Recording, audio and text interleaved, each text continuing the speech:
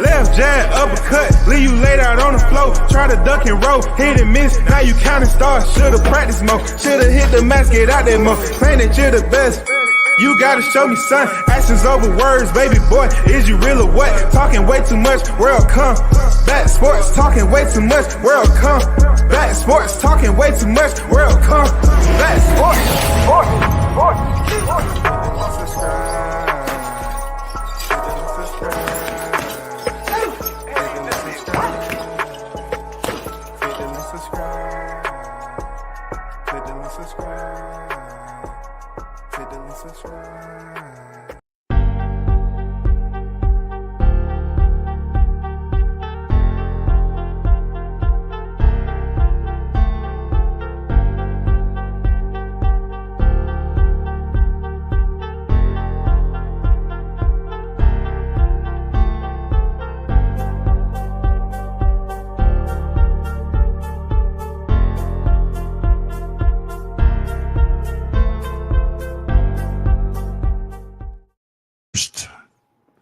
in the building. Big blunts and boxing to go on deck. What's good with it, bro? Salute to you. It's Friday, man. It's the weekend. You know, we had to come back with the hot grease. Yes, sir. It ain't went nowhere. You know what I'm saying? I got to start leaving this thumbnail up just a little bit more. You know what I'm saying? Because people was asking me, like, where's the hot grease thumbnail at? You know what I'm saying? The one and only authentic classic. You know what I'm saying? Big shout out to Carlos Rosado on deck in the building. WCS salute. A-Side official. Salute to the hottest chat in the MFing game. You already know Stickerman Boys Fishing and Sports is in the building. Salute WCS. Salute A-Side chat fam. Yes, sir. Shout out to the hottest chat in the MFing game. A-Side. A-Side. A-Side. A-Side official, baby. You know how we coming. No negotiation necessary. God damn it, we have all the leverage over here. We ain't coming here with no dumb questions. So what would you like? Now, it's Friday, man. We got multiple boxing topics to talk about. We have some fights that's popping off this weekend that's very interesting. You know what I'm saying? To say the least. Very intriguing. You know what I'm saying? We got some hot ones. We got Richardson Hitchens on deck. You know what I'm saying? I like Hitchens, bro. He's came a long ways. I was on record as saying he's a boring fighter. I never say he couldn't fight. I was on record saying he was a boring fighter. But that performance he put on with freaking John Bowser, that performance he put in with John Bowser, I was like, that's the Hitchens I need to see. You know what I'm saying? That's the Hitchens I need to see. Shout out to my guy, the OG on deck, Mr. Gumbo, a.k.a. Hot Grease in the building. What's good with it, Gumbo? I know the last time I spoke to you, you said you was on your way out there, the OMAHA. How did that go for you, man? You know what I'm saying? It's good to see you back on the scene, man, and safe out there on the roadways. Yes, sir. Salute WCS, my big bro. What's good with it? Hey, I'm good, man. It's Friday, so I had to come chop it up. You know what I'm saying? Midday. See what y'all was up to. Talk about some Friday topics. You know what I'm saying? You know, right before fight weekend commences. You know what I'm saying? This is Hot Grease Chronicles EP177.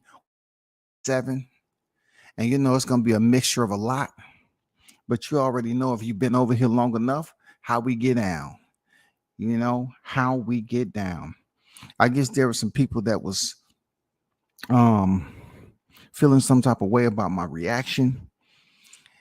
And I don't know why they tell me to go in somebody else's backyard for no reason. You know, I don't have no reason to teeter-totter over there. You know what I'm saying? Just because I do have free time on my hand to argue with people.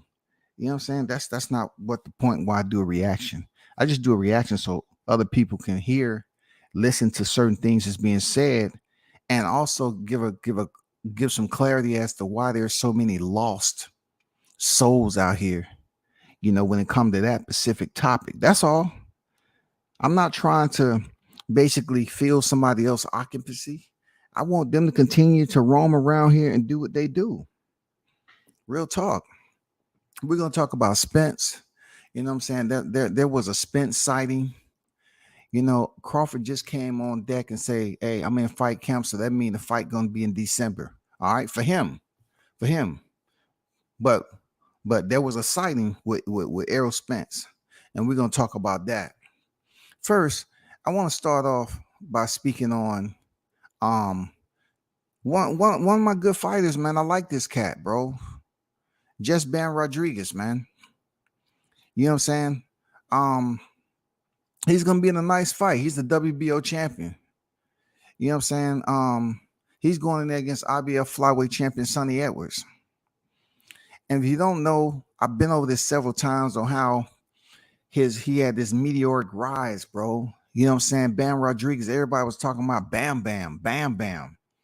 This dude moves up a couple of divisions and fills in for Sor Rungvisai when he caught COVID.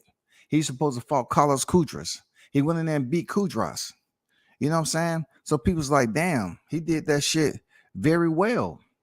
You know what I'm saying? Because Rungvisai was pretty much cheated out of position because, Juan Estrada chose to, go the franchise route. Nobody wants to talk about this like they was talking about, Vasil Lomachenko and Devin Haney. But they elevated Juan Estrada up to freaking franchise, just slid freaking Rungvisai off to the side to have him fight for the vacant WBC, and he already been WBC champion before. It was just wrong, all because they was trying to set up a trilogy that didn't really add up with Roman Gonzalez. So shit.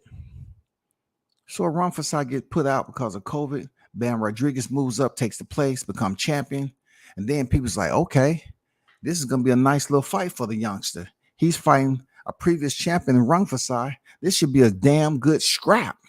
No, it didn't turn out the way people think, man. Because Bam Rodriguez went in there and stopped Rungvisai. That shit was crazy. Not only did he win a title when moving up in weight, he proved that if you have it within your heart, you can do it. Once again, nobody's talking about that shit. Rungvisai moved up 2 weight division. Nobody's talking about that. He actually did something Mikey Garcia couldn't do. Mikey Garcia moved up and failed to get the belt. Bam Rodriguez moved up and actually got the belt and defended the belt, and then chose to move back down, where he's the current reigning WBO champion. Now, this fight is going to take place, and both of these fighters have pretty decent records. Sonny Edwards is 20 wins and 0 defeats and 4 knockouts. Yeah, you're saying to yourself, damn. I mean, he barely have any punching power. Not everybody can have punching power, but it's a sweet science at the end of the day. And that's where we at with it. He can box. Bam Rodriguez is 18 0, 11 knockouts. You know what I'm saying? He's been on deck for several years now. He's made his presence be known. Real talk. Bam Rodriguez's rise, man, has been incredible. The criticism they give for Sonny going to him beating Bam Rodriguez is, can he actually outbox him? Because he doesn't have that type of punching power for Bam Rodriguez to be concerned. But Sonny Edwards has been on record as saying, hey, I fought better opposition than Bam Rodriguez. I'm not worried about this. I'm not worried about it. You know what I'm saying? And if you look at any Sonny Edwards fights, you know what I'm saying? He don't go in there and just get them out the way. Like, he had some close calls in there. You know what I'm saying? He's not going in there he's not one of those damn ruthless guys who's going to break his opponent down over the length of 12 rounds. And if he doesn't get it done on the front end, he's doing it on the back end. No, man, he sometimes have to go life and limb to get those wins. You know what I'm saying? So that's a concern with him going in here against a fighter of Bam Rodriguez caliber. Um, the quotes in this article, Boxing News 24, say, he's a very good fighter, but I feel 30-year-old Bam would be better than a 23-year-old Bam. And that's another thing about Bam. He's pretty young in the game. You know what I'm saying? This is Sonny Edwards talking. And that's how it is. I feel like I've been in better fighters. I feel I've been in with better fighters every bit as good as him. And Sonny Edwards is talking about Bam Rodriguez. That's what he said at the press conference. And he was talking his shit. And then it goes on to say,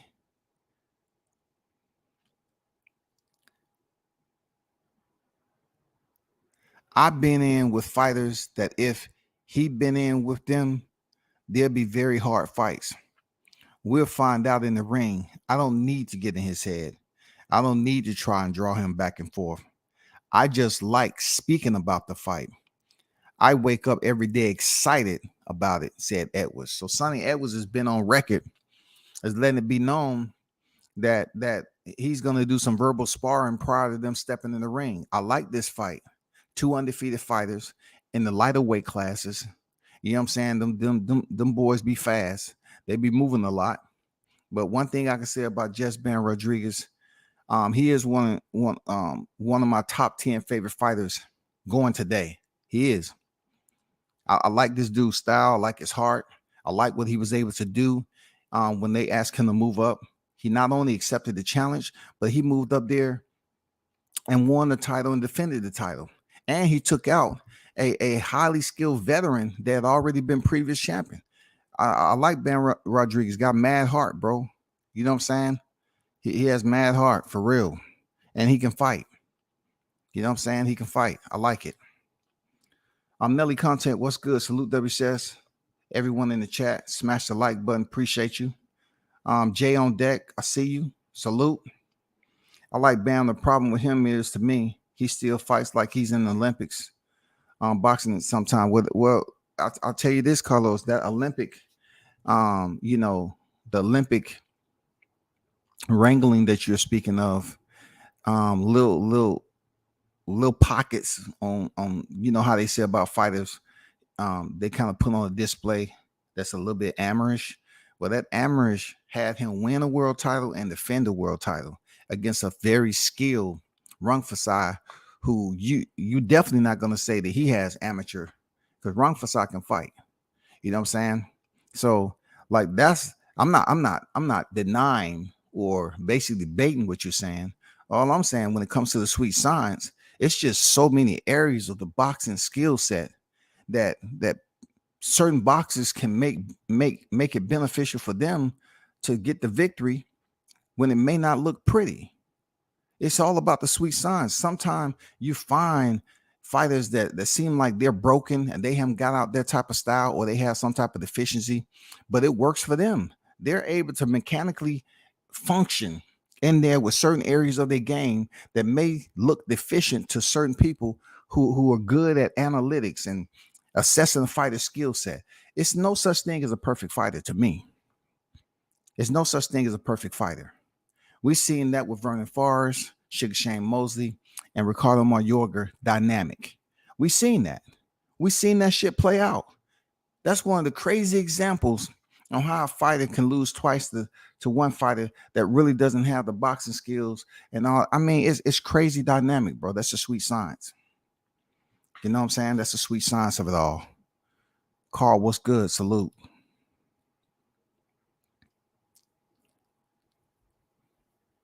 Now this Bam Rodriguez.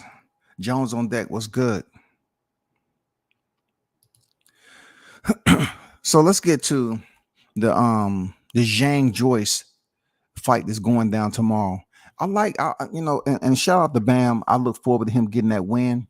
Don't matter if he got 11 knockouts. I just see both of these fighters being very good boxers. And my favorite is Jess Rodriguez, period. You know, Jesse Rodriguez, I see him going in there with his experience and what he was able to accomplish. Hopefully his opponent is not taking that for granted, that what he was able to accomplish. I hope he's just not taking that shit for granted. You know what I'm saying? Because this dude can fight. This dude can fight, man. You know what I'm saying? And every bit of glory that he received by accomplishing what he did, he deserves. It would have been great for him to kind of, get that shot at Juan Francisco Estrada.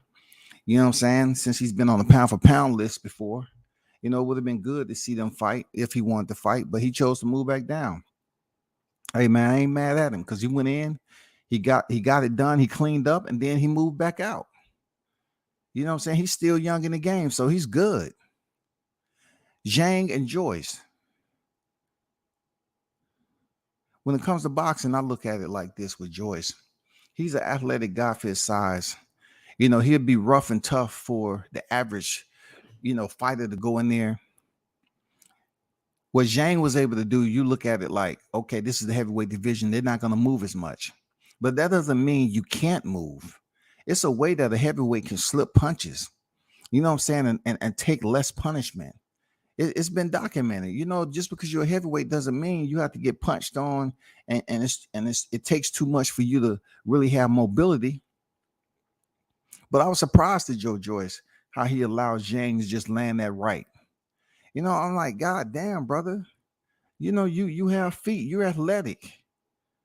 You know what I'm saying? Don't you have like some kickboxing background or some capoeira or something like that? Like you athletic, but you choose not to move in the ring when it comes to boxing. So your eye was swelled up seriously last time by a guy who sometimes didn't even dress it up with anything. He would just throw it. He would just throw his power shot every time, and your head would be right there, like Daniel Dubois was. And you did it. It's almost like you took Dubois' mentality, and you was looking at what was in front of you, and you got damn tunnel vision when Zhang was doing it to you. I don't know what the hell I was looking at, but you and Dubois' eyes swelled up damn near the same. But I have to give Joyce this credit. He is an older fighter, and he did want the immediate rematch. Now, I'm gonna be honest. I didn't hear too much news of who Joyce brought into the camp to try to, work out those little areas of concern and add some wrinkles to his game. I don't know who he did that with. I'm not saying he can't beat Zhang. Zhang is beatable. You know what I'm saying? Absolutely. He's beatable. Seriously. But can Joyce be the one who handed him this updated loss?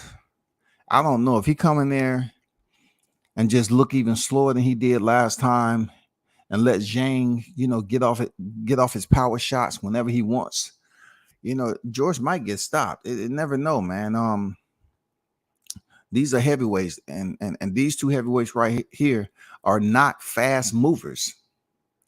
They're not fast movers, but I am going to look at the fight. I do like both fighters as far as, what I have to select from this weekend. You know what I'm saying? My selection is limited to the big fights that's going on this weekend, but I'm looking forward to this fight, not before Hitchens and Zepeda, though. You know what I'm saying? I am looking forward to Joyce and Zhang, but it's out there. It's going to be viewable. I will check it out, but that's all I got to say about them. You know what I'm saying? Yeah, the heavyweight division is just disappointing me right now because you have so many names that's just out here fighting. You know what I'm saying? It's good to get a check, but it's just out here fighting. Like, how can you have the same storyline we had at the welterweight division? You know what I'm saying? But it's kind of different. The welterweights finally got it together. But you have Alexander Usyk with 3 belts, and then you have Tyson Fury just fighting, Francis Ngannou for MMA exhibition and boxing exhibition bout or regulation bout or whatever the case may be. What is going on? I mean, I bet y'all missed Deontay Wilder because at least we know when Wilder was champion, he was fighting somebody next to defend his title. 11 title defenses, 10 successful, reigning over 5 years. Tyson Fury picks up the belt, and all we've seen is him beat up Dillian White. You know what I'm saying? Like, just fight people outside of freaking Usyk. Why? And then how is Anthony Joshua still scurrying to the perimeter away from all the smoke? This was a former unified champion that lost to Usyk twice. I guess he got PTSD, and he don't want to fight freaking Fury or Wilder. That's crazy. Let's talk about Hitchens and Zepeda. I like this fight. You know what I'm saying? I like this fight. Zepeda, man, he's a warrior. No ifs, ands, or buts about it. This dude's a warrior. 37-3, 28 knockouts, and he's been stopped twice in his career. Regis Prograis stopped him in the 11th round, and Terry Flanagan back in the day. For those of you who's back there that knew who Terry Flanagan was, Terry Flanagan remind me, man, he's a scrappy little mofo. You know what I'm saying? But a lot of people remember Zepeda for his fight with Ivan Baranchyk. You know what I'm saying? Zepeda was down twice in round 1, once in rounds 2 and 5. Baranchyk was down once in rounds 2, 3, 4, and 5. They had a back and forth fight. And I mentioned this before, how a lot of people was praising these two, Baranchyk and Zepeda, for knocking each other down. You know what I'm saying? Having a back and forth Donnybrook. You know what I'm saying? People say, oh man, this is amazing. This is fight of the year. They can get credit for that. But some other fighters will not get credit for being knocked down as many times as both of these fighters were. They'll say, oh man, you're taking years off your life. That just wasn't a smart game plan.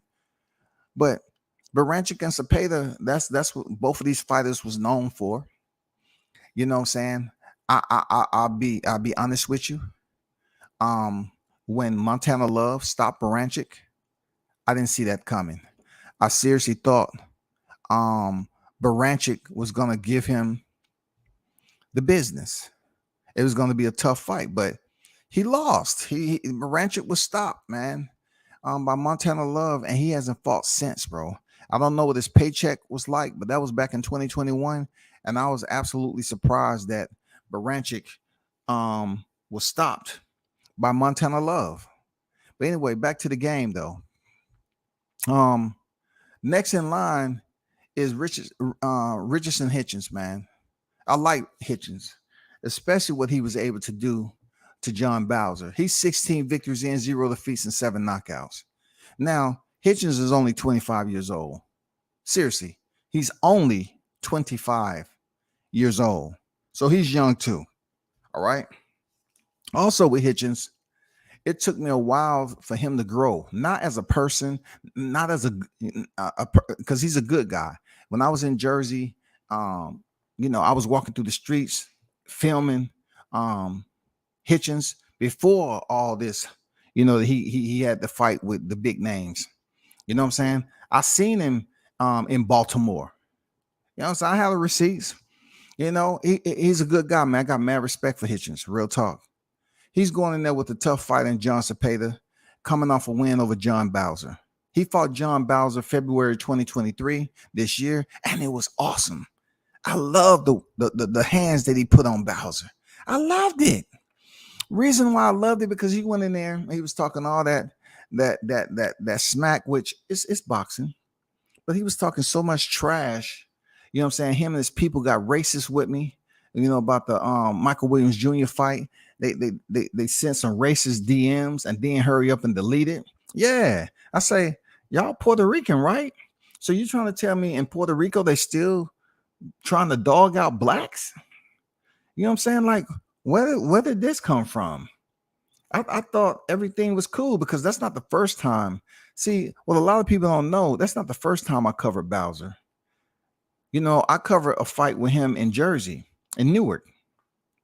Before, he didn't, they didn't probably remember who I was, but you had some people on the YTC that basically instigated this situation with Bowser prior to me showing up in NYC and made it worse than what it was. Okay. So therefore, when it came down to the fight itself, Hitchens, oh my God, he went in there and put on a clinic a clinic on John Bowser. The referees had the 188 across the slab.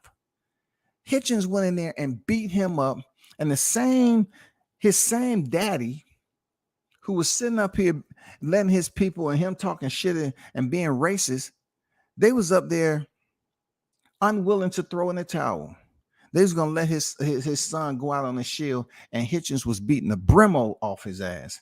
He was beating the Bremo pass off of him, bro. You know what I'm saying? He knocked down Bowser twice.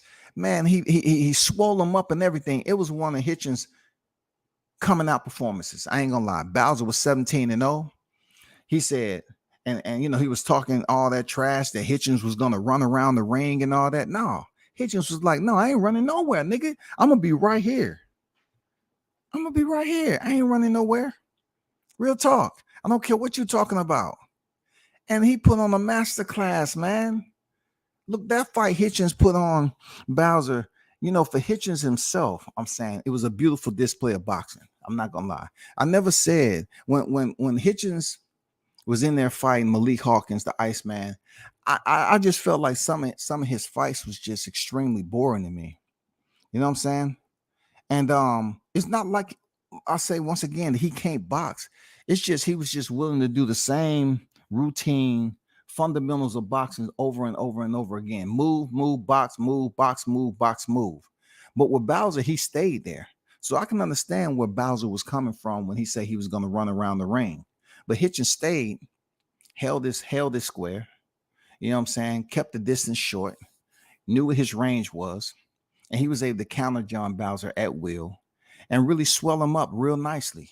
He swelled that mouth up real good. You know what I'm saying? And I'm gonna be honest, that was one of his better performances. He did go the distance. You know what I'm saying? Even though I felt that Hitchens kind of dipped back into my criticism. It seems like he had Bowser hurt and he could have turned on the gas, but he just chose to cruise control. I don't know if he was trying to punish Bowser or what, but it seemed like he could have got him up out of there if he just would have pressed the gas. You know what I'm saying? It seemed like he just could have got him up out of there if he would have pressed the gas and kept those combinations hot. But shout out to Richardson Hitchens, man. Dude, this came a long ways. He's been in sparring with a lot of people. You know, Hitchens was in there with Bud Crawford down here in the A. He was the first sparring partner on that day that he sparred Brian Norman Jr. Hitchens was in there first. But Hitchens, you know, he's been in here with a lot of big names sparring that you would know. So that's not the issue with him getting sparring. It's just when he goes in there, he was more so settling for just the sweet science of it all, just to go in there and box. Really not any high energy that was attached to Hitchens, except when he stepped in there with John Bowser. That's just my take on it. John Bowser was his coming out fight. It was for the IBF North American Super Light and the WBC. You know what I'm saying? Super Light vacant. So this fight between him and Zepeda is going to be fireworks, in my opinion. If Zepeda come with any type of residue from the Baranchik fight, and look, I'm gonna be honest, you know, Hitchens is not a Baranchik, first and foremost. Like I said, Baranchik haven't been in the ring since the Montana Love stoppage in 2021. That fight with Zepeda might have did some damage, right? That fight with Zepeda might have did some crazy damage, and then for him to go in there and take that damage with Montana Love might have did some damage. But ultimately, I think Zepeda is healthy enough to go in here with a fighter like Hitchens and have a good boxing display, because Hitchens is not a power puncher. I think, you know, at the end of the day, Zepeda, he has way more punching power than Hitchens. He has way more experience than Hitchens.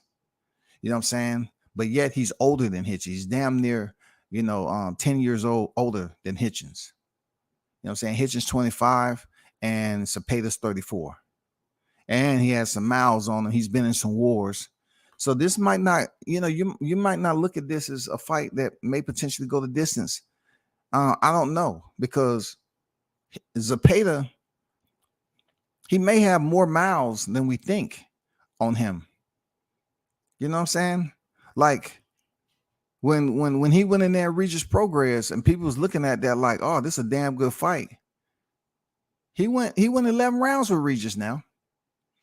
He went 11 rounds. So if you was to say, okay, who's the better fighter between Hitchens and Regis? People don't know, because Hitchens haven't been in that same position as Regis. Regis is a 2-time super lightweight world champion. He's been in there with big names like Josh Taylor. You know what I'm saying? Julius Ndongo. And like I say, he was in there with Jose Zepeda, and he stopped him in the 11th round. I am looking forward to this fight this weekend, for real. I'm definitely looking forward to this fight right here with Hitchens, because I think he can have another fight that supersedes his fight with John Bowser. And I'm looking forward to the young lion shining again, bro. I'm looking for Richardson Hitchens to go in here and stunt. You know what I'm saying? Zepeda is a tough opponent, bro. He has 28 knockouts to his ledger. You know what I'm saying? Hitchens has 7. But it's the sweet MFing science. Let's see who's who. You know what I'm saying? Let's see who's who in this fight, man. You know what I'm saying? Let's see who's who. Real talk. Arnold Brown is on deck. What's good? Mike 74 on deck. I see you. Enno on deck. Boxing Conversation. Reggie Owens on deck. Let's see how that works out for him. Real talk. Shout out to Richardson Hitchens. Go in there and get this win. Shout out to Jose Zepeda. It's gonna be a nice one. It is absolutely gonna be a nice one. You know what I'm saying? This is gonna be a tough test for Hitchens. Real talk. This is gonna be a tough test, bro. This is gonna be a tough test for Hitchens. Seriously. You know what I'm saying? Cause one thing about Zepeda, he keeps coming and coming and coming. So it's gonna be a tough fight for Hitchens, who's only has 16 professional fights, vice Jose Zepeda, who has 42 bouts, y'all. Zepeda has 42 bouts, and out of his 3 losses, he's been stopped twice. One by Regis Progress and one by Terry Flanagan. You know what I'm saying? And he's been in there with the likes of Jose Ramirez. Come on, man. Zepeda been in there with Pedraza. Like I said, Baranchik, Lundy, Josue Vargas. Man, he's been in there with his resume. Hitchens' resume don't even come close to scratching the surface of Zepeda. That's why this is a big fight for Hitchens, man. Progress he's been in there with. Come on, man. This dude has some names on his resume. For real. So let's see how that works out. This is going to be nice. This is going to be nice, man. This is the fight I'm looking forward to this weekend. Real talk. This is the fight. Richardson Hitchens against Jose Zepeda. I'm looking forward to this one right here. No doubt about it. You feel me? Let's keep it moving. I want to talk about the Boots versus Thurman situation. So Stephen Espinosa has been on record as saying that they offered Keith Thurman the fight. You know what I'm saying? For Boots. They offered Thurman Boots. And Boots pretty much turned it down. Now, there's been a lot of speculation. We've been seeing Thurman pretty much become a interviewer. You know what I'm saying? He's making a lot of interviews and he's talking his talk. And we've seen him come on here, and I want to guess that he wasn't under the influence of freaking any type of damn hardcore recreational drug. He looked like he wasn't. He was pretty sober. Okay.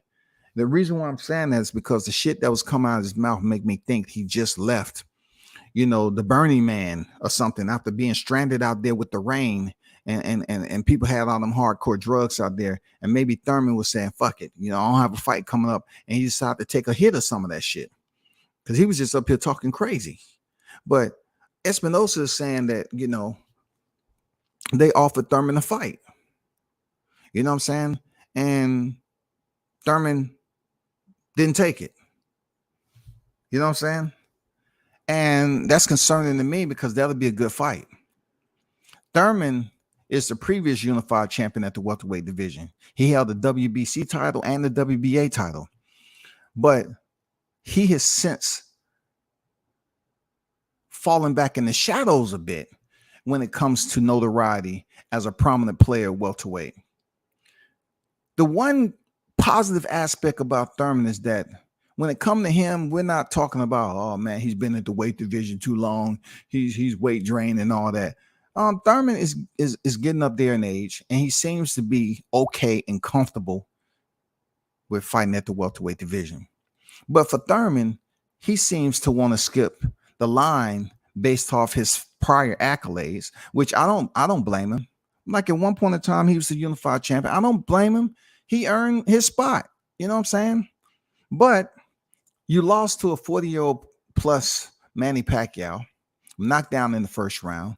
And then you turn around and fight Mario Barrios, who's making his intro up into the 147-pound division. And me, I'm looking at it, Thurman, that you already been a unified champion. You know what I'm saying, homie? You've been here already. So it was deja vu all over again, just minus one division that Mikey Garcia moved up and fought Spence and went the distance. And then Mario Barrios, a previous champion with the Reggie belt at 140, moved up and fought you and went the distance. Like, who would have thought that Tank Davis, 130-pounder, can stop Mario Barrios at 140, but Keith Thurman, who was once upon a time considered a heavy puncher, and one time you go the distance with Mario. So now coming full circle, we're looking at this like, okay, you don't want to fight somebody like Boots, who's the next up. He's the young lion on the hunt. You want to go for the people that's where you used to be, but higher. If you want Crawford, you got to understand where Crawford's at. You know what I'm saying? I know you couldn't get Spence. I can't throw his name in there because he was tied up. But I mean, what else is it? Okay, for Thurman to do besides do interviews all the time? Like, dude, I don't see you getting Crawford unless something drastic happened. Let's just say Spence is out of the question. Then you have to say Boots and Thurman. Who's the better choice selectively to fight Crawford? But I'm just puzzled at what direction Thurman is trying to go. If Boots call you out to fight, that's a good fight for you, Thurman. That's a good fight. You just come off a Mario Barrios decision. Why not fight Boots, man? Why not fight Boots? Why the pundits out there is not throwing Boots' name in there with Thurman? Because they're under the same promotional umbrella? I don't get it. You know what I'm saying? Remove the Brawley and let the sun shine in and goddamn make this fight happen. Due to an article at Boxing News 24, you know what I'm saying? They put out there is they say all he has to say if he wants to fight us and we can sign and seal the deal. It's as simple as that. Yes, he offered the fight with Keith. He told me out of his own mouth that he offered the fight, said Bozy Ennis about Showtime Steven Espinosa, offering the fight to Keith one-time Thurman to face Boots Ennis. You know what I'm saying? And it goes on to talk about how Thurman has been waiting for a big payday fight against Errol Spence Jr. and Crawford to fall into his lap without him having to do anything to get it. I don't agree necessarily, especially when it comes to these Boxing News 24 authors just be out here just freaking being in between a freaking donut bench and goddamn double shot of espresso. But They say one time is waiting for these fights to fall in his lap with him waiting passively doing nothing. Hey, they might have some right. They might be checking the box just a little bit, but you want the fights to be right. And Boots is right for Thurman. Boots is right for Thurman. Why he's not taking the fight and trying to look for a freaking huge payday? You about to become the welterweight Andrade, brother. That's what you about to do. You about to be waiting around forever and a day, and then you're just gonna vanquish, man. It goes on to say, next time you talk to him, Espinosa, you ask him, and he'll tell you, said Ennis, we're going to beat him, Thurman. That's how it's going to turn out. And we're also going to stop him. But they all say that, though, said Bozy, when told that Thurman said that Boots Ennis hasn't fought the elite fighters. When he fought those other guys, oh, this is the hardest test.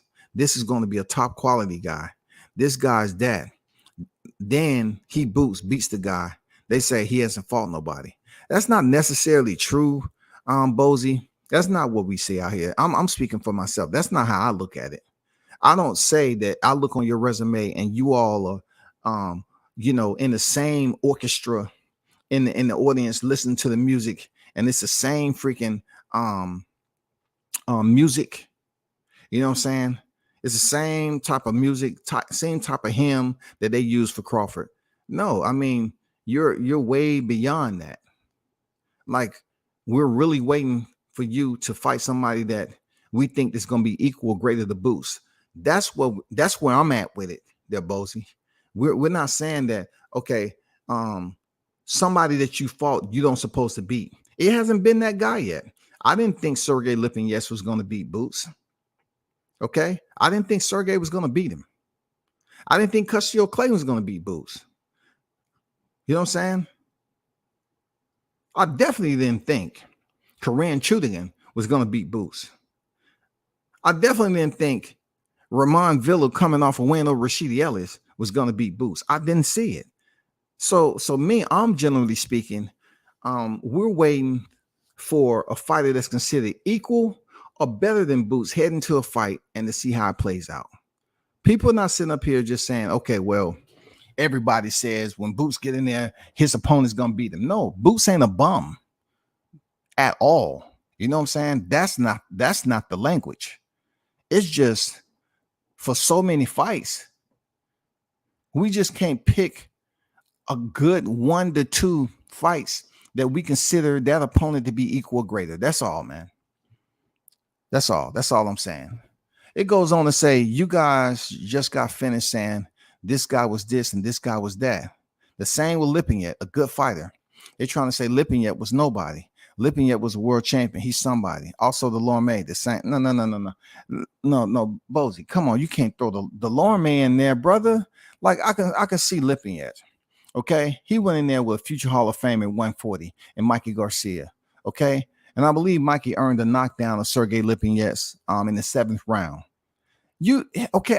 What people was looking at Lipinets is coming up in weight, but he had several fights at 147 prior to stepping in there with your son. Real talk. That's truth. That's true, brother. But then the Lorme bill. Come on, Bozy. I don't agree. I don't agree with you on that, bro. The reason why I don't is because it's simple. It's right there. It's written out. When you see that red on the Christmas tree, them not the type of ornaments you want heading into a freaking fight with a rising star like your son. Come on, bro. Come on. We don't want to look at those red ornaments on his opposition. Delorme was coming off 2 losses, bro. There's no way that you can look. It's people that saying when Crawford fought him, he was nobody. So how is Boots going to get credit for it? You know what I'm saying? And he was coming off 2 losses. Come on, man. I mean, he gets no credit for Delorme. 0. I'm talking about not a sniff, not a particle in the air that the naked eye can't see. Nothing. You put the shit up on the microscope and you see a little organ. He gets 0. 0, brother. And I'm only speaking in detail about this because you put it and you said it and they quoted you in the article. Delorme, no, that's reaching there, Bozy. And much respect to the Ennis's. Much respect, man. You know what I'm saying? Them two black men, father son tandem. I got respect for Team Ennis. It's just I criticize them like I would do any fighter. You know what I'm saying? When it comes to their jacket, their body of work, that's fact. It's real fact, man. You know what I'm saying? I mean, they'll try to sit up here and say, "Oh, you dick riding a fighter," you know, because you don't say nothing bad about him and all that. And then when you criticize a fighter, oh man, you hating on him. I don't want to hear that. I'm as neutral as you're gonna find out here on the YTC. You know what I'm saying? I don't have no reason to hate Bozy and Boots. They're two black men out here in society like myself. I wish them none but the best. But my criticism has been his resume and the opposition. And if Bozy's gonna say we should accredit him his win over Thomas Delorme, I can't do it, brother. He goes on to say you keep on winning, and once you beat somebody else, oh, he's nothing. He was supposed to beat him, but you just got finished complaining about him. Oh, this is the best fighter he ever fought. Then you change your tune after we beat him and knock him out. So you can't please these guys. We don't try to please nobody. We just do what we got to do. They either like it or they don't. I think that's not the case there, Bozy. I definitely don't think that's the case. I remember when Avanesian was about to step in there and face Crawford, and y'all was saying all the stuff you were saying out of that gym, and I didn't find it to be boxing related. I just seemed like a lot of people in that gym over there was hating. You know what I'm saying? They didn't have anything good to say, and you know, y'all was some people in the gym was trying to put Ray Robinson up, and I mean, come on. So I'm like, you got to understand where we at with it. People are not looking at Boots' resume and saying he ain't fight nobody as if that person that you assuming we was talking about was a top tier opponent for Boots and going to give him problems. We didn't think that. Everybody knew when he went from Chudikin, who struggled to cut off the ring with, right, and lock it in. When he went from Chudikin, a runner and a track star, to freaking Ramon Villa, a guy who's right there anchored in front of him, and he's going to be easy target to hit, and Boots is going to have success. Now, he did do his thing. He went in there and stopped an opponent, and he was supposed to do that. Villa wasn't on freaking Boots level. Let me be honest. Villa wasn't on his level just because he was coming off a Rashidi Ellis win. No. Hell no. Bozy goes on to say we got a lot of people on our hit list. I'm not going to say Thurman because he's talking smack, but we want him. Ugas, Stanthionis, we want all the top guys. Crowley, whatever his name is. They all good fights right there. They're all on the list. We want the top guys, said Bozy.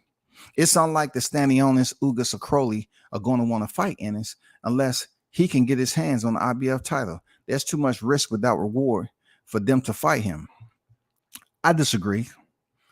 I disagree with Boots. Too much risk without the reward. You know what I'm saying? Because right now, Terrence Crawford is tied up with a contractual obligation. We know that.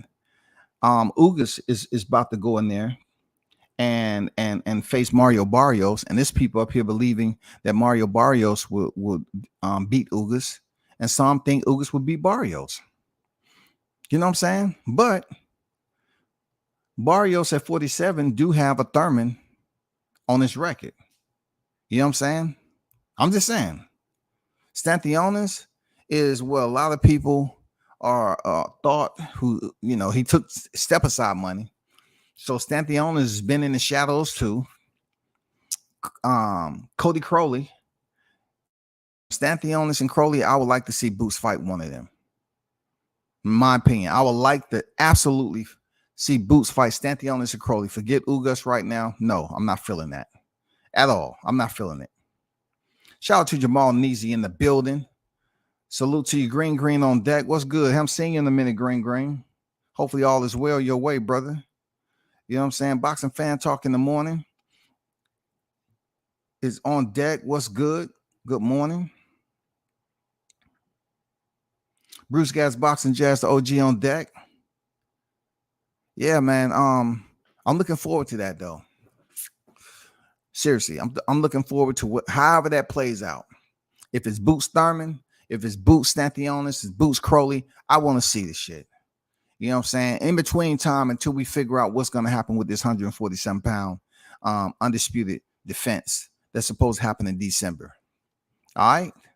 And this is Dan Hot Grease Chronicles EP177, 2-time undisputed. You already know where we at with it.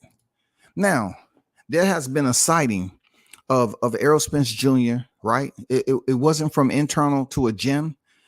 It was from outside with a beautiful sunset. I ain't gonna lie, that sunset is beautiful. When the sky's all peachy like that, you know what I'm saying? You with your girl chilling. I ain't gonna lie, that's good shit right there. But keeping it on boxing, there was a sighting that Errol Spence was seen lately. And if anyone listen to me, I've been on record as saying that it would be great if Errol Spence can just reach out to those individuals that need him. You know what I'm saying? Those individuals that need him. And those individuals who I'm talking about is his fans. They need him right now. You know, there needs to be some type of agglomerate. You know what I'm saying? An agglomerate is pretty much gathering. You know what I'm saying? Gathering of people. There need to be an agglomerate to form these people together, and Errol Spence need to talk to them. The good thing about him being seen is that we still believe that this right here, this guy in this picture is the real Errol Spence. All right. It seems like the real Errol Spence. Okay. So that we checked that off. We found the real Errol Spence. Okay. Second of all, with the real Errol Spence being sighted, he doesn't look like he's in training camp. Once again, Bud Crawford is in fight camp. It doesn't look like Spence is in fight camp right now. It looked like Spence is just pulling up from the beach. They probably about to go get something to eat. They might be parked in front of a restaurant on the front side of this picture. He doesn't look like he's in fight camp right now. He doesn't. And that's what's concerning to me. Because if anything that I know, you know, doing 20 years in the Corps, shout out Simplified Devil Dog, hoorah, is that proper preparation prevents piss poor planning. And it also prevents situation that occurred in July 29th. All I'm trying to do is be a leader from the front and encourage. I'm just trying to encourage the pro Spence fans to do more to help him get back in fight camp and drop that weight quicker than he did leading up to July 29th. That's all I'm doing. I'm really in good faith. Like I'm really being genuine about this shit. I want you all to switch it up a little bit. Shut the fuck up talking about Crawford, and goddamn, you know, more so get a agglomerate together, right? Get yourselves together, talk this out, plan it. You know what I'm saying? Migrate over to Texas where the world-class furniture store at, and knock on the window and see if Diddy James can let you in and have a conversation. Because we need, if Diddy James and whoever else was over there could get Errol Spence weight down, maybe he needs his fans to show up and show their support and make it happen. That's all I want, man. I want to know, first of all, is he rematching Crawford or not? Because if he's not rematching Crawford, I'll definitely like to see Crawford fight Boots or Thurman. That's it. The reason why I'm not saying Jermell Charlo, because their fight is not until next week. And of course, I can't really predict what's going to happen in that fight next week. I already told you what I believe is going to happen. But I don't think if he wins, he's going to allow Crawford a chance just because it deals with history. You know what I'm saying? Jermell Charlo would have made history himself. He would consider himself the top dog too. He would become 2-time undisputed. And like I said, he would have changed his position in this boxing world overnight. Then he definitely become a legend. He's been talking about he's a legend, but him beating Canelo Alvarez and picking up those undisputed super middleweight titles, yeah, Jamel Charlo would become a legend. He would surpass his brother. His brother's still a 2 division champion, but he would absolutely surpass his brother with a win over Canelo. Real talk. And then it would be even better that people understand that this man still has belts at 154, and he got to make a decision on whether he want to vacate the titles at 68 rather, or vacate the titles at 54, because he can still come back down here to 54 and stop acting like all of a sudden he's going to just leave the division behind because he can't make weight. No, you just said that you was going to stay at 54. You ain't going nowhere. And then this fall in your lap, and all of a sudden you say you're going up to 68 and you ain't coming back down to 54. Why? Because Crawford's calling out your name. So let's see how this shit works out for Spence, man. I just want him to be encouraged by somebody. You know what I'm saying? All those people that's close to you. I just want somehow to know, are you going to take the rematch? Don't wait till the last minute, because you have over 8 weeks.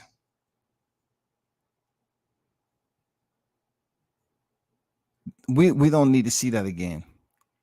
We still have individuals saying that just because, Crawford wants the rematch at 47, he's a scammer. Man, I swear to God, please check out my live yesterday. If you want to hear some of the dumbest, idiotic boxing talk that you ever heard on the YTC, tune into my reaction video last night. It will make you freaking grit your teeth, bite your pinky off, become a cannibal on a Friday. For real. You will gnaw on your own pinky finger. For real. And chew that shit clean off listening to that shit. But ultimately, stand on topic. Is Spence Crawford going to happen in December? You know what I'm saying? The interview is out there. People have questions on exactly, did Crawford say if a fighter cannot make weight now, they need to send a letter, or was that letter supposed to be completed within a window, a calendar window, and submitted to the opposing party that I'm not going to be able to make the weight? Or is it something that the date hasn't expired yet? Right? Because ultimately, Bud Crawford has a decision on what division is going to be in. So he's already made it clear it's going to be at 47. But by chance that Spence cannot make that 47, does he still have time to submit the letter and say, I can't make this weight? I'm just being honest. I can't make the weight. I can't do it. I cannot make the weight. So if that is indeed the letters being sent, then what is the action after that? Are they going to check and see, okay, what weight do you think you can make? And let's just say Errol Spence say, well, I know I can make 54. Then is it up to Team Crawford to say, okay, give us some time and let's consider this? But just at this point right now, per the interview, Crawford has said that there's been no letter from Team Spence saying that he can't make the weight at 47. So people are out here pondering, saying, okay, how do I cogitate this and bring it to a close? What is Errol Spence going to do? Is he just gonna leave this fight behind him and go to 54 and start, and let his presence be known at 54, knowing he's not going to get paid the amount of money? Or he's just going to say, let me send that letter if he still can. Or if that has since expired, start getting in fight camp and dropping the weight the right way and come here so we can see the second fight in a rematch. You know what I'm saying? I mean, let's get right down to it. There's no need to procrastinate anymore. If Crawford say he's in fight camp again, then we need to make sure that there's some qualified individuals to reach out to Team Spence and try to get at least one freaking interview, bro.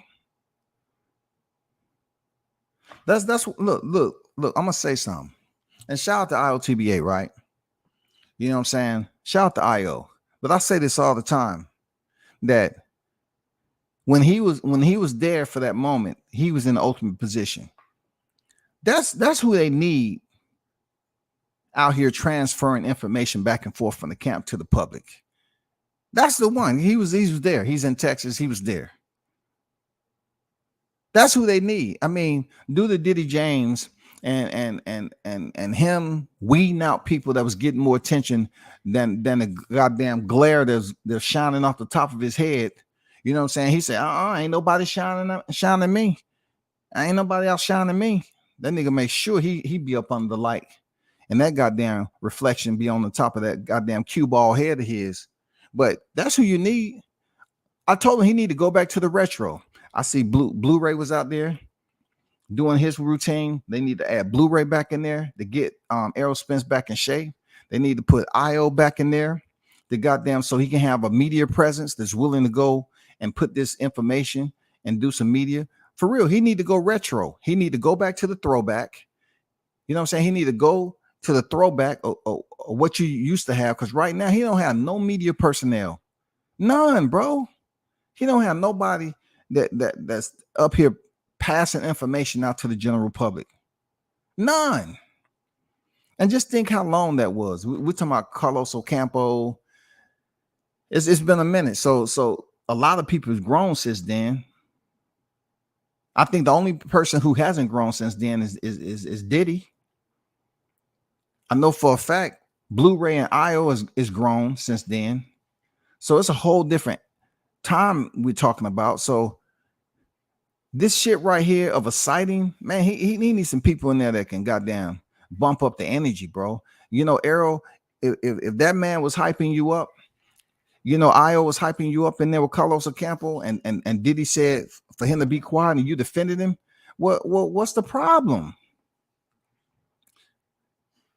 The man was hyping this shit up. We need somebody to hype you up, bro. We need somebody to goddamn come back here and talk that shit and goddamn get you back hyped up. We need that. We need that on your side, Errol. It seems like you don't have who you need, bro. You need somebody there that can talk this fight and get it popping again, bro. That's all I'm saying, man. That's all I'm saying, bro. We need somebody that can hype this shit up, turn up the electricity, you know what I'm saying? Get the voltage where it need to be, spark up the interest of the people, and goddamn do the walkout, bro. You need to change up, man. You need to get them two entities back in the stable. Derrick James already done let you down. He was up there telling you to move around. All I thought was goddamn old song, Jump Around. You know what I'm saying? I didn't think the shit was conducive to the fight. You got to make him feel you. Well, you know, if he ain't feeling me, I'm feeling him, because nigga keep punching me in the face. That's all I'm saying. He need the Cape Man P. What's good? He need to goddamn switch it up, bro. We need to get some media, a media voice. And it's only one person that can do that was already there before. Put him back in the game and let him be the damn the lifeline from the social media to inside the gym.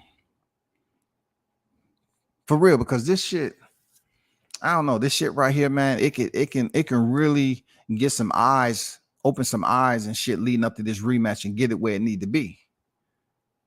But I know he ain't gonna do it, man. This is the perfect time to bring back the only media guy that was close to that shit and talk some extra bullshit, like be on his shit, talking up Spence, leading there to Crawford.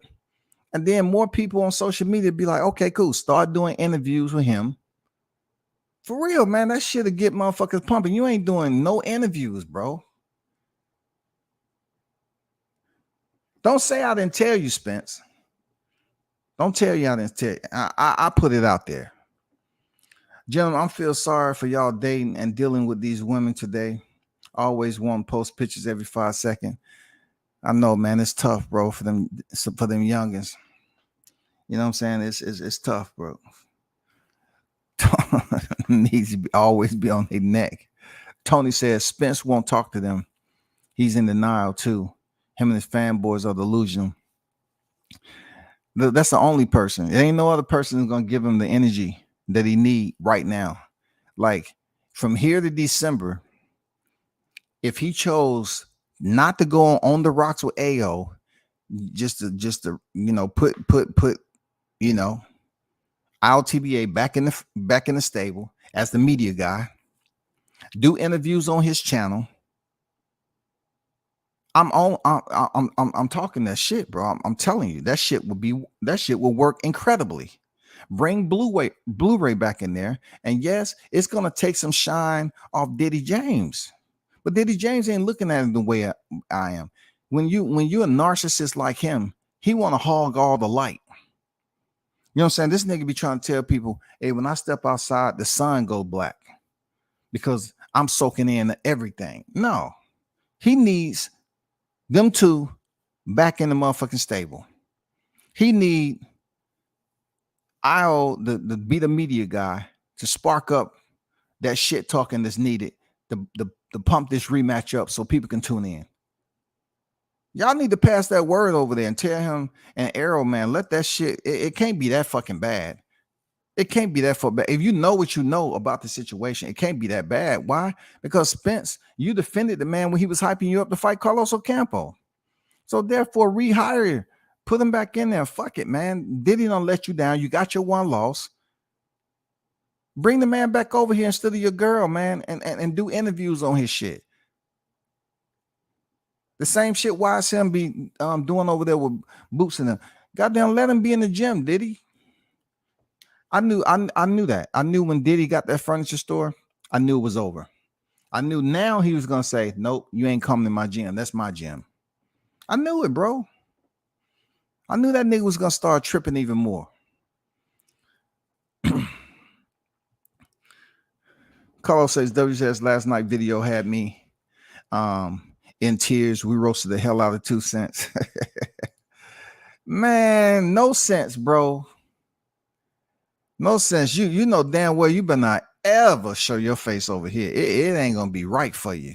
That bullshit you be on, crying and all that, and he don't need this and he ain't that, talking about, oh man, don't you ever fall your ass back in here and leave a comment. You up here wanting that attention. That shit ain't gonna fly over here. That shit ain't gonna fly over here. Shout out to Toby Bartlett, man. What's good? Salute from across the pond, man. To across the pond. Salute WCS in the hottest chat on the YTC. We're global, baby. We're global. It's the Friday fry night, fish fry night, in the hottest grease for the big fish and the strays. Yeah, we absolutely are cooking the fish, and we also goddamn keeping those crumbs out for the strays. You know what I'm saying? Those old crumbs. You know, I still have some collected from prior to July 29th. Yes, sir, indeed. You know what I'm saying?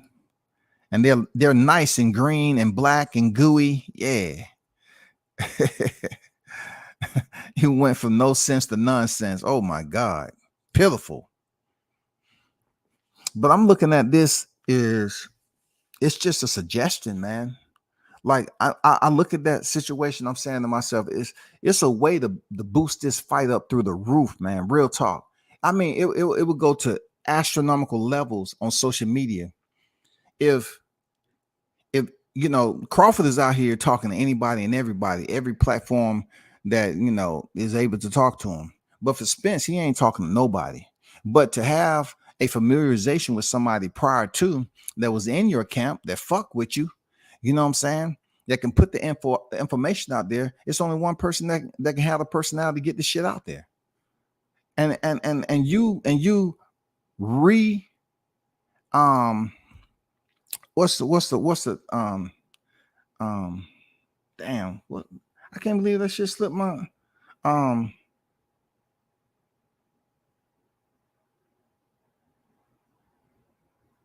damn, I can't believe I had a brain fart, man.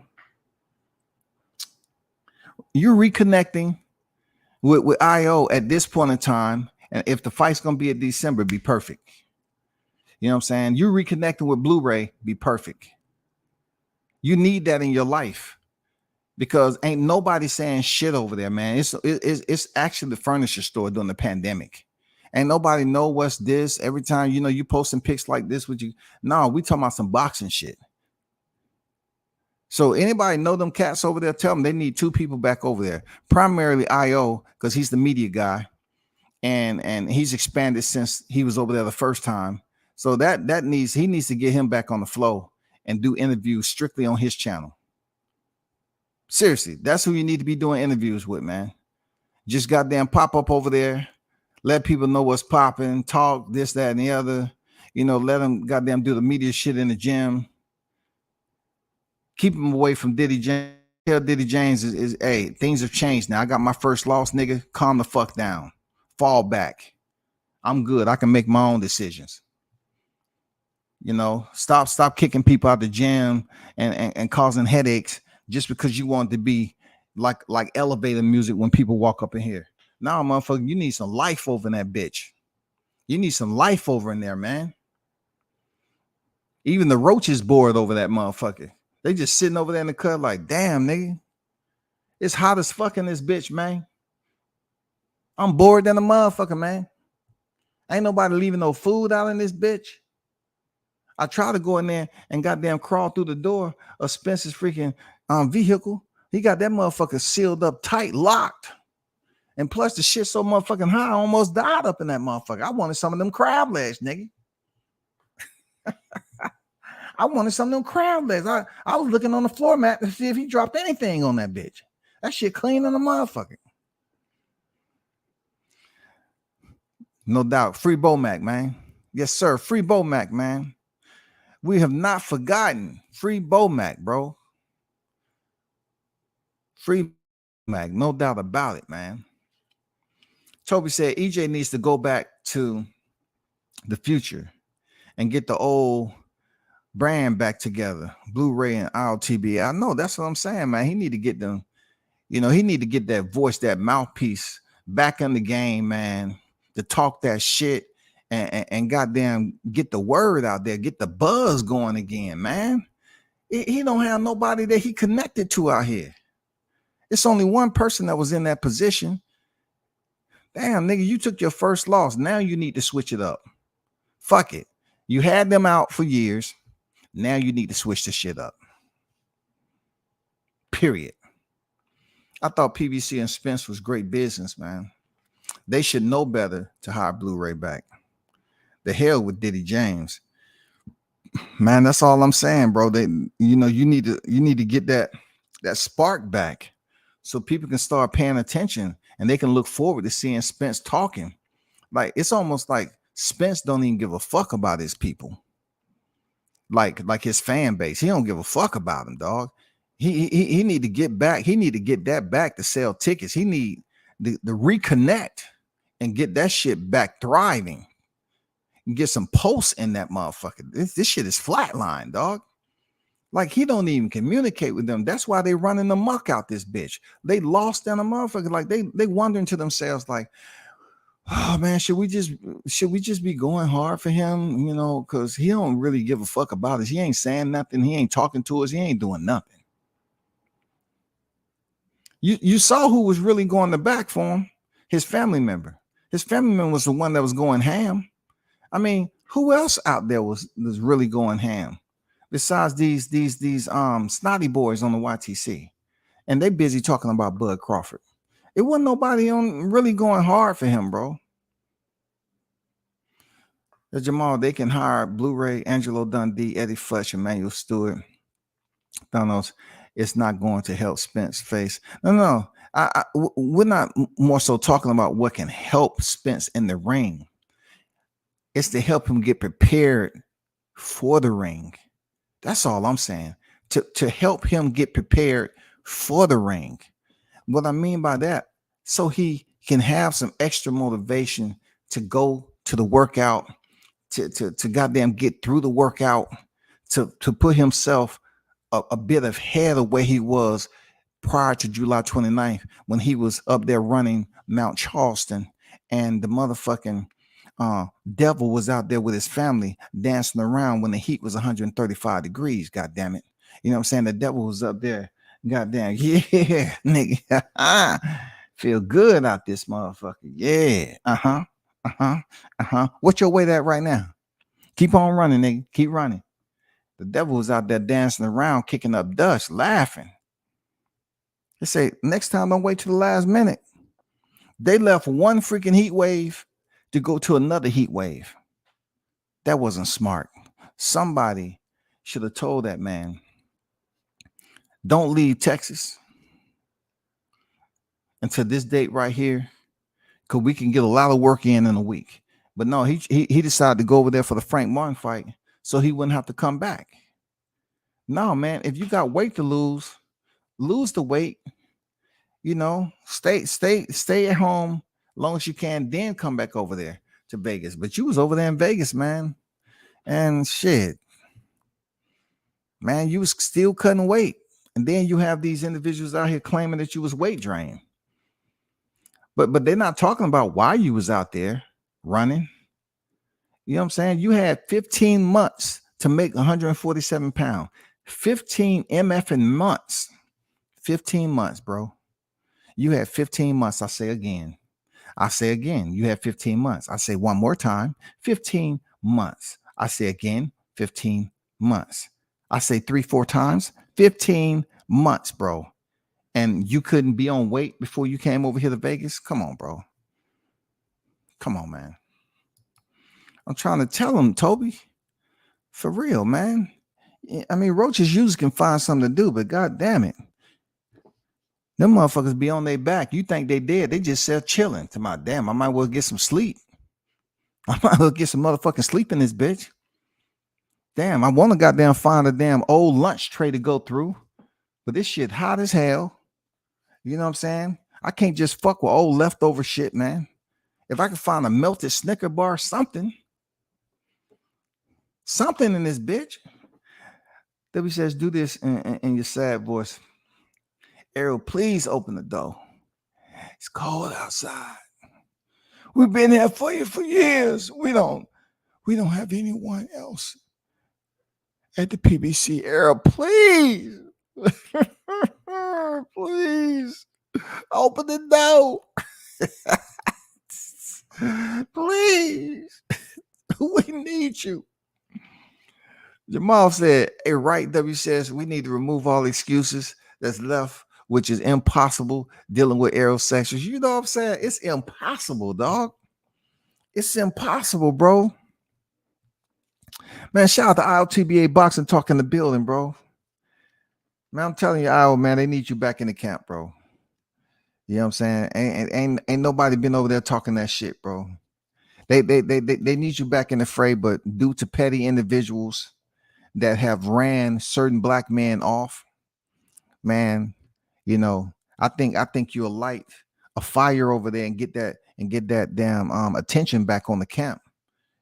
You know what I'm saying? And then people know you from being over there back in the day, so they're gonna be like, hey man, this is a good look, man. This is shit we was waiting on. And then if Spence is willing to do interviews strictly with you all the way to fight camp, that should be on point. Instead of this shit with On the Rocks. I mean, that's your girl, man, but don't nobody know her. I mean, come on, bro. Hopefully it happened for you, man, for real. But shout out to IOTBA Boxing Talk in the building. You already know what it is, man. The original. You know what I'm saying? The original. If y'all don't know. You know what I'm saying? The only person that Spence has defended when Diddy James was up there trying to be a hater. You feel me? Absolute hater. That was the beginning. That was the telltale signs of him showing how much of an asshole he was. And then I was listening to it, and you said that the Al Heyman and Sam Watson and the Sons and all them people was in there, but yet Diddy James want to treat it like a eulogy. Nigga, you got black people packed out in there. You got black people packed out. You got Beezy on deck. You got, man, that motherfucker was jumping. But yet Diddy James up there, shh. We gotta focus. Shh. I don't want no hyping. I don't want none of that shit, man. I don't want any of that. This is my show, my fighter. Man, that dude, man, I swear to God, that nigga is on some other shit, bro. Diddy motherfucking James. It's all about him. If he can't dance in front, nobody's dancing. I guess not. He got a DeLorean or he got to use Diddy's old Datsun. I don't know, bro. Y'all definitely check out our TBA Boxing Talk over there, man. Check him out, man. You know what I'm saying? OG in the game, media. You know, check him out, bro. He been on these YTC streets, man. He been in every goddamn debate you can imagine. Shit. Yeah. He's back there with the motherfucker was on Facebook when it wasn't even heavy on YouTube. God damn it. You know what I'm saying? When YouTube wasn't even popping like that, that shit was on Facebook. Hey, you on deck? What's good? There's no reason for a rematch. W says flat out. Spence's career is stagnant or just done. I don't think so. Hey, you look. Just look at this from a business perspective, right? It's money out there to be made. And even if the money consists of two people that's already fought, why not get the money? They say boxing is a business. So let's just look at there's certain fights in the past who've been in the same situation. The person lost bad, and they was able to get the rematch. And the rematch happened differently, right? But in this case, we're talking about Showtime being the financiers, and there's money out there to be made in the rematch. So let's just say, for instance, it's 10 to 15 million per fighter in the rematch. 10 to 15 million. Come on, that's 10 to 15 million that you just throwing away just to say, well, I don't want to see Spence. Yeah, you definitely want to see Spence go in there and rematch Crawford. Even if it's at 47, people want to see if indeed Diddy James can come up with some new dance moves for Spence. They want to see, can somebody put their heads together, Guzman, James, and they can come up with a new game plan to come in there and set the shit on fire. You know what I'm saying? I'm not saying he's going to win. I'm talking about Crawford's going to do what he do. But there's a lot of people outside of their performance and the results. They want to see the second chance, y'all. Let's see what Spence can do the second time around. I'm telling you, they want to see what can happen the second time around. Just put them in there. Just put them in there. We got faith. We got faith. Come on now. We got faith. We want to see. God damn it. Listen, and they should be considering this too, AU. It's the fact that this man just came off the fight a month and a half ago, right? He made weight July 28th. So it's not enough time. It shouldn't be enough time for him to balloon up to much weight that he's had when he was at the Frank Martin fight. You know what I'm saying? He was at the Frank Martin fight. He looked like he was pretty healthy, but this time jumping out the ring with Crawford, knowing what he needs to do, he felt it. He was knocked down several times. He's felt the embarrassment. So I would think he would have more discipline in between July 28th and heading into that in December to keep his weight down so he won't have to have a fat camp and then go in here and look a lot better. You know what I'm saying? That's the way I look at it. I believe he can come in here and keep his weight manageable, under control, and then have a better fight camp and still make 147 for a rematch. If it's 10 to 15 million, that's a lot of money to pass up, bro. That's a lot of money, bro. I hope them gold wing doors don't hit Diddy in the head. Those gold wing doors. You're talking about, you already know IO, man, that shit's crazy, bro. And that should have set the internet on fire, man. But that nigga ain't thinking like that, dog. You know what I'm saying? He ain't thinking like that. He don't care, man. Did you understand the word Derek said? He sound like Harry Belafonte with the smoking problem. I need that bouncing ball on the screen when he talk. Man, god damn, that's ruthless right there, Carlos, for real. That's hilarious, man. He said Harry Belafonte with a smoking problem. Shit, I thought that nigga did smoke, to be honest. Belafonte did smoke. It's according to if he was smoking a cig or he was smoking crack. You know what I'm saying? That shit's different. A meth, One of them, goddamn it. I need subtitles, but I thought that was my British ears. But I guess you guys have the same problem. Man, I'm telling you, all he need to do is goddamn get a media person back in there and get Blu-ray back on deck. 2 originals, and that shit'll be popping over there. Real talk, it'll get people tuned in. Spence come on here talking this shit. Man, I'm telling you, man, it'll be people that's waking up. People start waking the fuck up, bro. Right now, they're not even really caring about where this nigga's at. Like, what is he doing? I agree with the first part, but I don't think he's stagnant or career over because he's still with the PBC. They can sell water to a pool. Plus, he has a cult following with a lot to themselves for him. I don't think his career is stagnant. The man just fought July 28th. So how is his career stagnant? You know what I'm saying? There's no way his career can be stagnant. He's in between fights. You know what I'm saying? Let's be honest. You take about 2 weeks off, whatever, and then it's a rematch attached to this, that's contractually set in stone. So we just waiting for the official, fight date to be announced. The last time they did it, they let the fighters announce that shit. You know what I'm saying? Crawford and Spence came out and both announced that the fight is going to be where it is.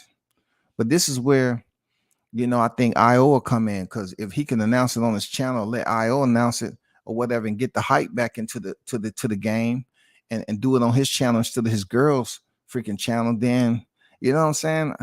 His girl, she just ain't a content creator. There's no history there when it comes to social media. You need to switch that shit up. You need to bring back the you need to bring back the right attention, you know what I'm saying, to get your name back in the light the right way heading to this rematch. You need somebody out there that can erase the embarrassment that you faced July 29th. That's all. You know what I'm saying? You need to give people something that a lot of these new cats don't know that existed back then in Frisco. That's all. You need to take them back. You know what I'm saying? Take them back, man, and people start tuning in to Spence, and then the aerosexuals have something to look forward to. They're like, oh, damn, okay, Errol's back. He's back. He out talking. Hey, that's what we want. We want to try to make this fight interesting. Right now, it's just all Crawford. Crawford is just out here talking to everybody, but there's no Spence to really do a collaboration or whatever. We need a collaboration, bro. We need both of these fighters out here talking.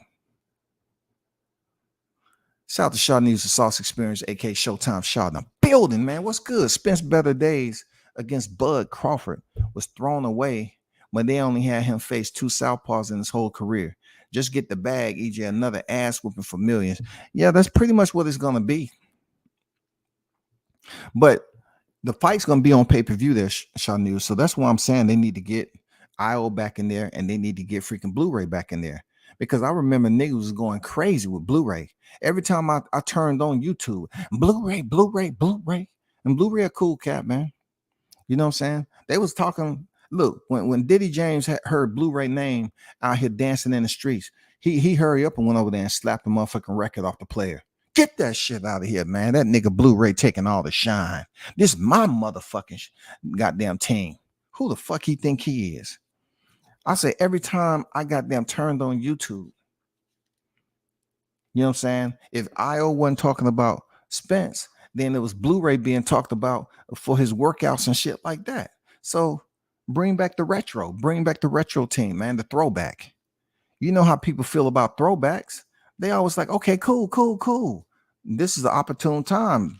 Based off how the fight went July 29th, the embarrassment, he need to erase that shit. Come out, start talking to these lost pups. Talk to these motherfucking strays. You know what I'm saying? Wipe their motherfucking mouth and get them back into their method of sanity, bro. So they can die. It's too many of these motherfuckers I see around the place down here in the A. It's too many of them. I ain't never seen so many homeless transients in my life. I'm tired of going to the local food mart and buying them fruit and goddamn little goddamn bag lunches and shit. I'm tired of that, man. That shit cutting into my budget. Goddamn, bringing them Chick-fil-A nuggets and shit. Goddamn, I mean, buying them McDonald Happy Meals. McDonald's goddamn, they got a 40-piece nugget for $2.25. That shit must be made of cardboard. What's good, WCS? It doesn't matter 154 or 147. Bud got EJ number point blank. Yes, sir. I agree with that, Andy. I never said that wasn't the case.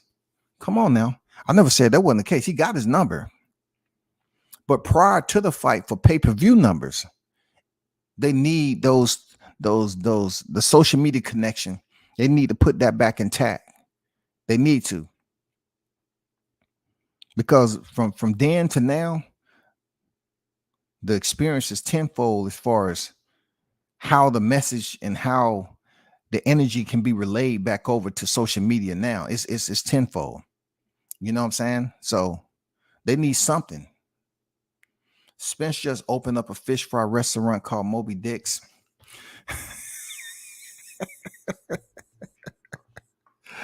It's been open for a month, but he's the only customer for some strange reason. Man, first of all, if he's the only customer, that just proves what I'm saying. He needs to find a way to get the fans to gravitate back to paying attention to him.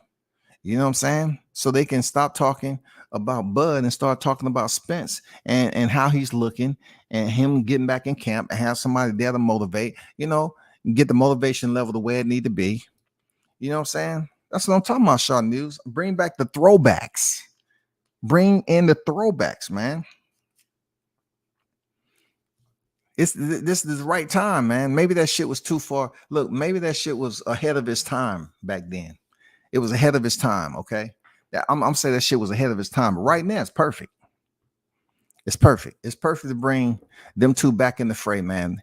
Get the media guy going, get IO back going with Spence. People tune in. That shit would do. Look, that shit would do 15 to 2,000 people tune. I'm telling you, bro. I'm telling you, because Spence don't have that connection with nobody else. He don't have it. And just for one situation, it's over, it's done forever. Kaput, capiche? No, bro. You need something in your life, bro. You need the lifeline. You need the motherfucking rocket to be put out there. You need to send the flare up there. Goddamn, let them know, hey, it's back and popping. Shaw News, salute, Showtime, Shaw. Hopefully you good, bro.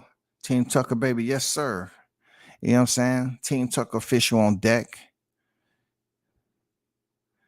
Shaw News said the YouTube National Inquiry is reporting the fight date is December 30th. Hey, the news by Shaw News. Hey, are you not taking credit for that? You said the National Enquirer, so I can pretty much narrow that down to a select group of individuals. Yes, sir. You know what I'm saying?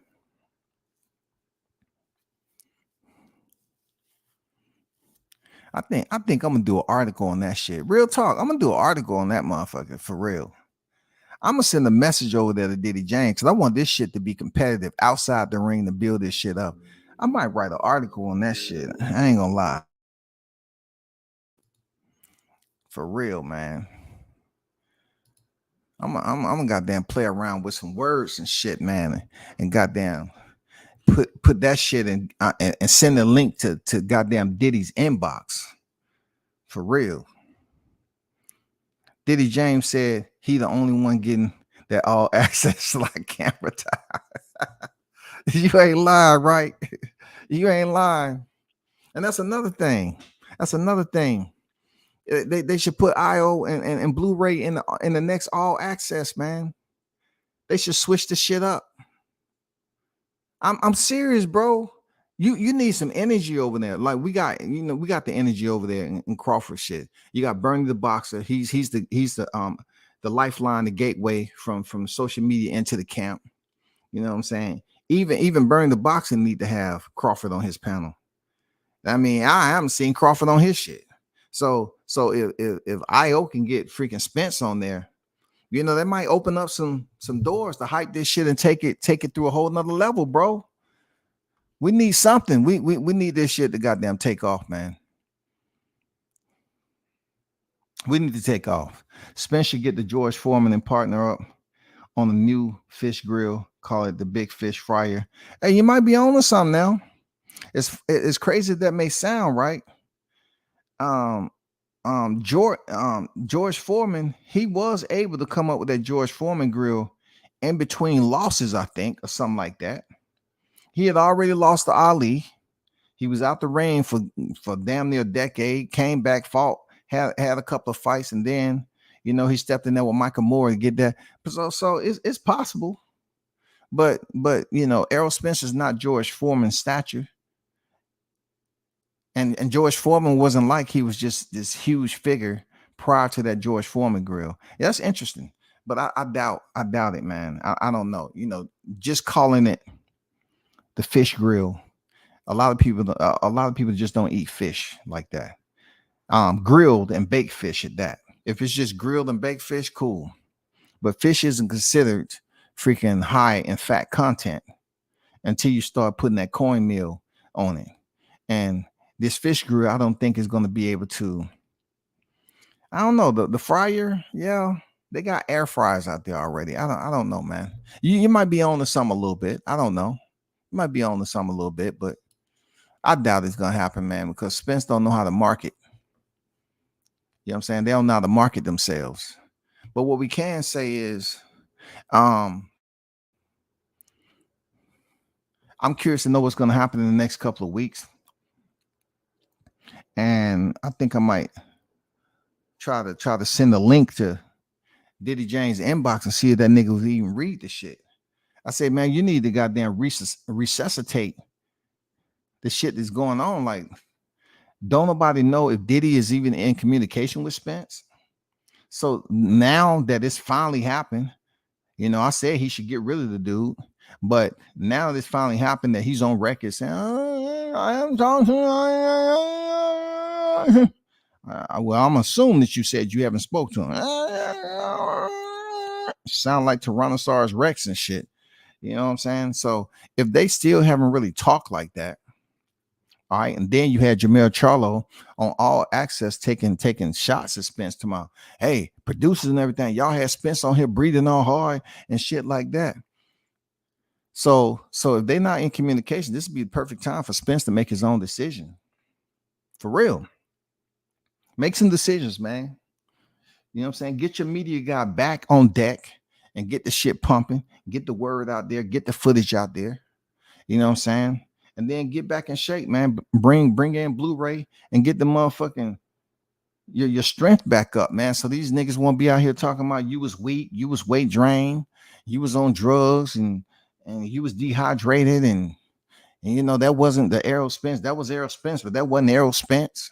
I ain't never heard that shit in boxing before. That was Errol Spence, but it wasn't Errol Spence. So what you mean? That was Errol Spence, but it wasn't Errol Spence. I know you said that the first time. Yeah, it was Errol Spence, but it wasn't Errol Spence. So what you saying, Brian? I'm just saying, if I'm taking a look at Errol, it's not Errol Spence. I don't. Brian, come on now. Do you really have to, you know, peek at? Okay. I'm gonna be honest with you. It looked like Errol, but it wasn't Errol. So what are you saying though when you say that? It's hard for me to come up with an answer. Okay, since we don't have the answers, and everybody's saying that wasn't Errol Spence, we need to find out other ways to make sure the real Errol Spence please stand up. So all of a sudden we're looking at the Errol Spence that was in the press conference, the Errol Spence that was in the weigh-ins disappeared when the Errol Spence was supposed to arrive. Being he lost the coin flip, that might have sent him home too. He lost the coin flip, walked out first, and then people was looking at him doing the introduction. I didn't hear not one iota, one person say that looked like Errol Spence. They ain't Errol Spence. See, that's the weird part about it. There's so many cameras in the T-Mobile arena that there's no footage to validate, to confirm that from the end of round one heading to round two, that the real Errol Spence disappeared into the crowd, and then the new one stepped up. It's no footage to validate that, because that's when the massacre began. At the end of the first round, heading into the second, that's when the massacre commenced. You feel me? So it's no footage I've seen, no video footage to show that the real Errol Spence slipped off into the crowd, and then they brought this clone on deck. That's the problem that I have. That's not right, bro. That's right. That's just them taking advantage of a situation where the real Errol Spence was getting his ass beat, and they wanted to come up with a narrative, say that's the real Errol Spence. That wasn't the real Errol Spence. Have you ever heard that type of shit happen in boxing history?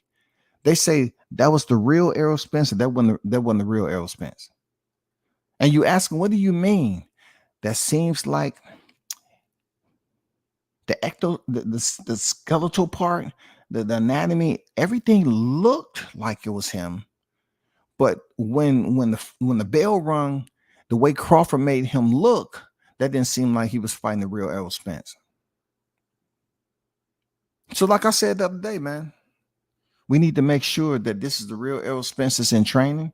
This is the real Errol Spence that's going to show up in shape. You know what I'm saying? This is the real Errol Spence that can sit up there and fuck around and say, you ain't fought nobody. No, I just beat you last time. That wasn't me. That's my fan base. That wasn't me. No.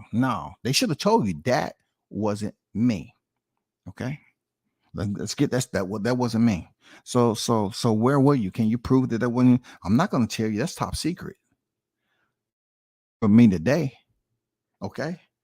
You in the rematch, you getting the real me. Okay. So Crawford pretty much say, all right, no excuses. I'm getting the real you. Yep, you getting the real me, nigga, and you in trouble. Okay, nigga. Oh, I like that. I getting the real Errol Spence for once. So just like we said last time, you ain't fought nobody. You know what I'm saying? You still ain't fought nobody. You know what I'm saying? You fighting me for the first time. That wasn't the real me last time. Fuck it. Frank Martin ain't feeling Diddy either. But hey, what do I know? Hey, Frank Martin, Errol Spence, man, this is the perfect time for them to abort. But if you don't have the courage to do so, man, and you want to stay there for another one, being that you know how you felt, man, come on, bro. Come on, man. I mean, just look at Running Shields and Roy Jones communicated for Mar Charlo to switch up and come down there. That's what I'm talking about. You got to have it within you to make changes. You know what I'm saying? Running Shields could have been self and said, just stay right here. Don't go outside of Texas. No, he's in the better interest of the fighter. Hey, go down there and get a fresh look, fresh environment, lock in. You know what I'm saying? Come on, bro. Man, I tried to eat some crawfish one day, and a referee came out of nowhere and stopped me. I was confused.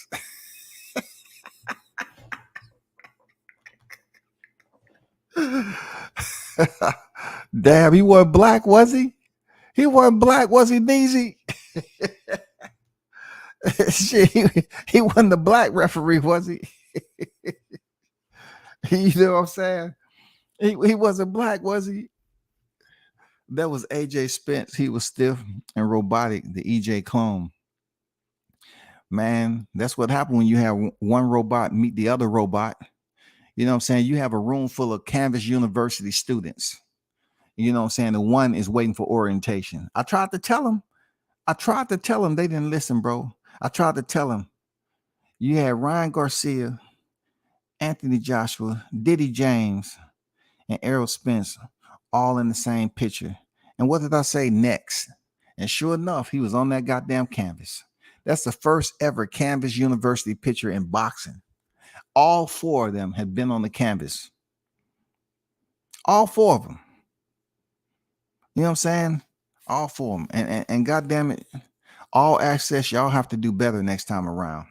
If Diddy James try to cut a side deal and talking about, hey man, what y'all got going on? Oh, we got down. we locked in with Spence, and we're gonna, take about at least about 3 hours. I just gonna let y'all know I'm about to go running.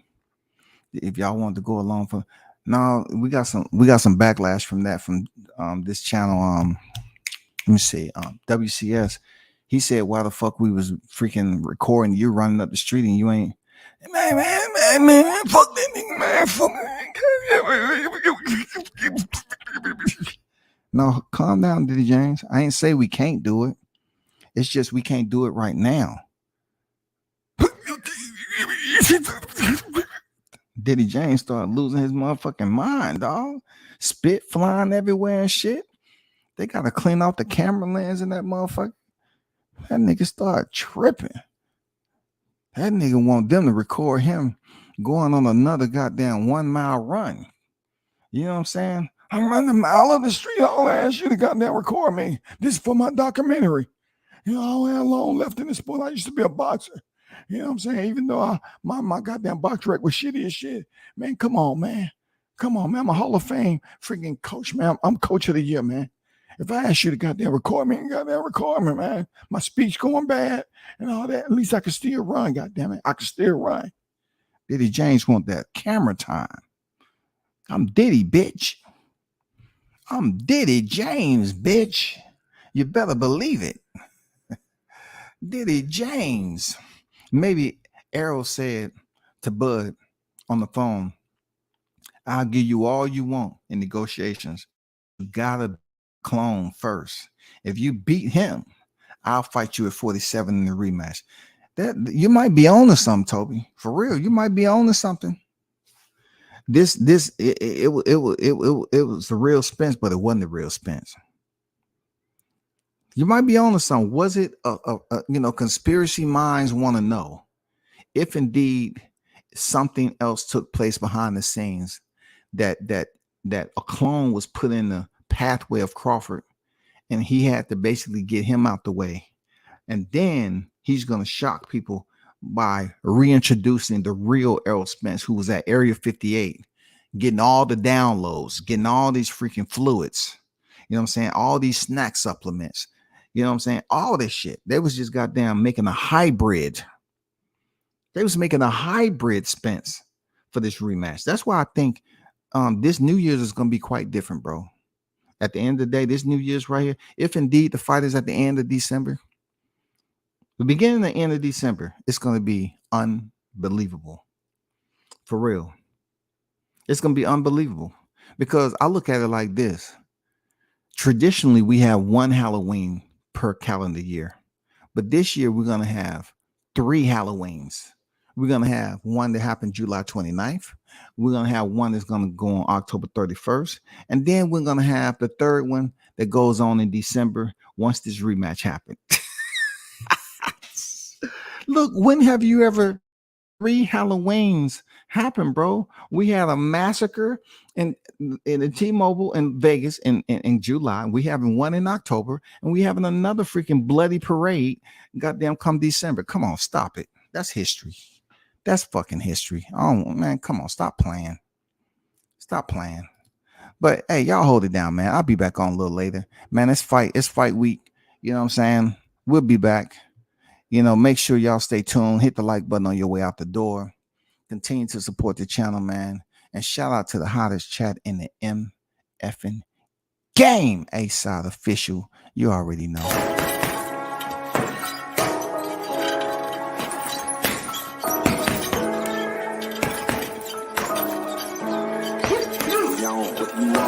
Left jab, uppercut, leave you laid out on the floor. Try to duck and roll, hit and miss, now you counting stars. Should've practiced more, should've hit the mask, get out there more. Claim that you're the best, you gotta show me, son. Actions over words, baby boy, is you real or what? Talking way too much, world come back. Sports, talking way too much, world come back. Sports, talking way too much, world come